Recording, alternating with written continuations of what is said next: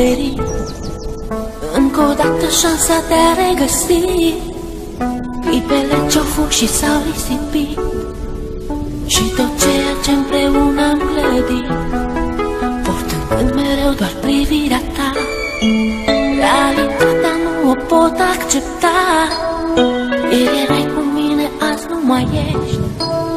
Ce s-au scris cândva au fost doar povești. Tu spuneai mereu trăiește-ți clipa, viața însă n-a putut ierta.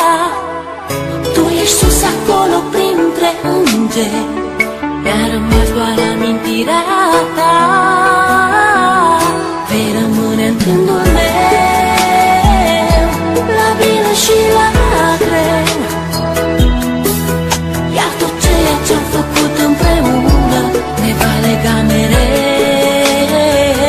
Vei rămâne în gândul meu, la bine și la greu.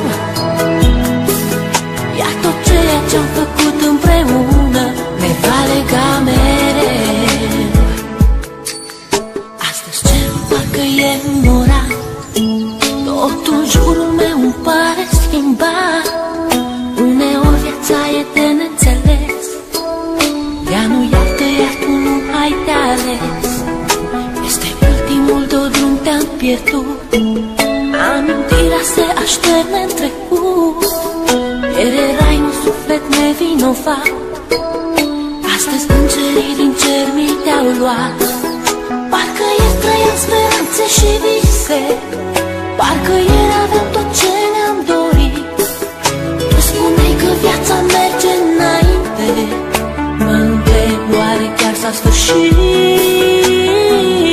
Vei rămâne în gândul meu, la bine și la greu. Iar tot ceea ce-am făcut împreună ne va lega mereu.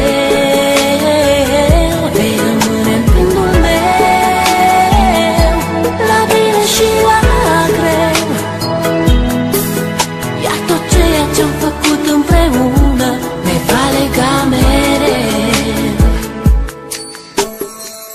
Știu că mă auzi.